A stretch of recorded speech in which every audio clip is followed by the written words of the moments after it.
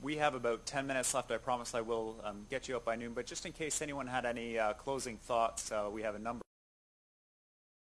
The department is here, and wonderful to see them, and chiefs of police from New West, the RCMP, and famous lawyers, and these kinds of people, the head of the Police Complaints Commission in British Columbia.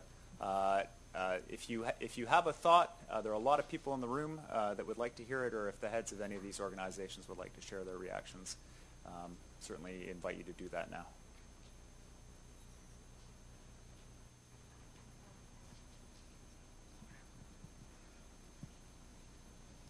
Hi, David, thanks. I'm Heather Haim, the Regional Director for Mental Health and Addictions from BCH.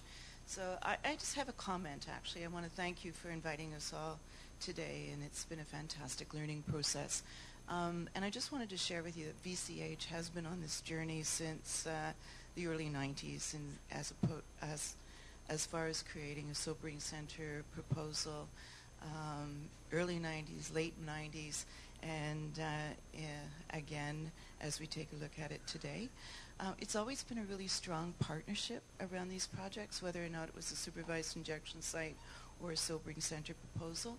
And I just wanted to let folks know that we're still here, and we want to definitely be engaged in the partnership. And we also want to provide some support and integration as far as the advocacy work that you're doing, and that we're here as advocates as well. And any opportunities that we have to continue to go forward in partnership, either interministerially or with the community, would be really important to us. That's wonderful. Okay, thank you.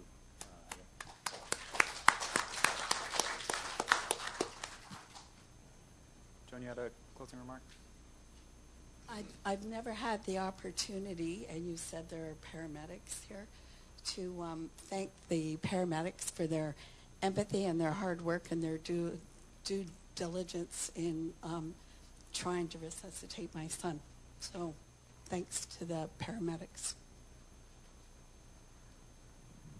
I wanted to ask if let me think.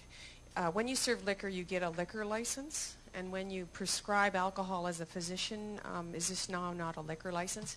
Because I think that some of the intensity of the, you're going to have to make the, like to get admitted in to be on the doctor prescribed alcohol program will be like getting on heroin program or something, I'm sort of being, you know what I mean, like this.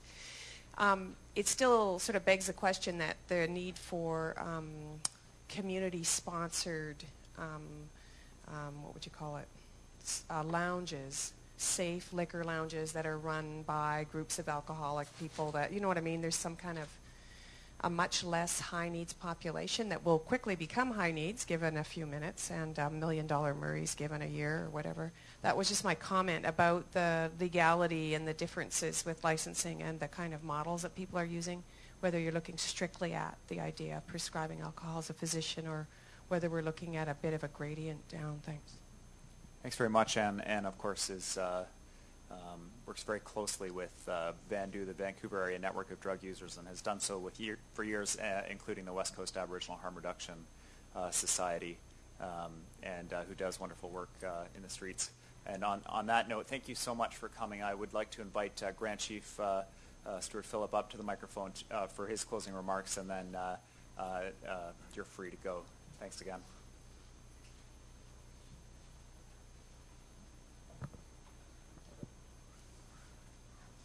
Once again, I would like to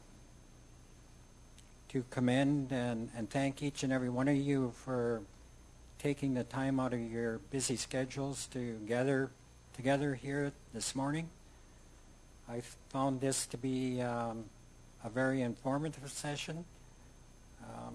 I felt that there was a lot of constructive information, instructive, constructive, positive information that was made available to all of us. I'm greatly encouraged by what I've heard here today. I truly believe that if we want to change the status quo, and I can't begin to tell you how inspired I was by Arthur's mom and her simple truism that people shouldn't be allowed to die on the streets of our major urban centers as a result of chronic alcoholism or substance abuse issues. And it's up to all of us collectively to do something about that. And clearly, in each of our own different ways, we've been committing some effort to this end over the time that we've been involved in public life. However, I think the magic is bringing all of those strengths and gifts together and developing a cohesive strategy and taking it to the higher levels of government. I can't help but think that along this path in this journey is the need for legislative reform for this to happen. And I can't help but think the time is now. You know, the age-old adage, if not now, when? If not us, who? I also believe that we're at a interesting point in the history of British Columbia, that we have to look inwardly, we have to look at the priorities of government, and we have to challenge the political will that has been absent up to this point from pretty much all of the political parties across the spectrum. And I think, as was mentioned earlier, we have an opportunity to challenge the candidates on where they stand on this issue of sobering centers and the obvious good. I would like to see out of this gathering some type of a working group, a steering committee, to be organized and continue to take this forward to the point where we can see actual systemic change take place. The motivation for that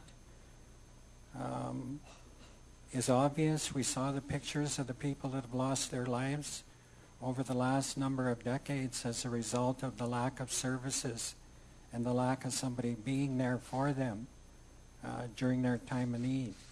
And I think we can change that reality. That's what history is all about. And I think that we need to take up this challenge and consider what we've heard here this morning. So I would really like to see somebody such as Mr. Eby, to be responsible for developing some kind of a working group out of this so we can move this issue forward and take it to the next level, to the next step.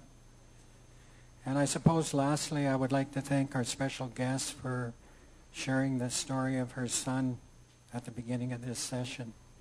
I know that addictions, alcoholism, is a deeply personal issue. I myself I'm in my 23rd year of sobriety. I know the downtown east side very well from having spent considerable time down there.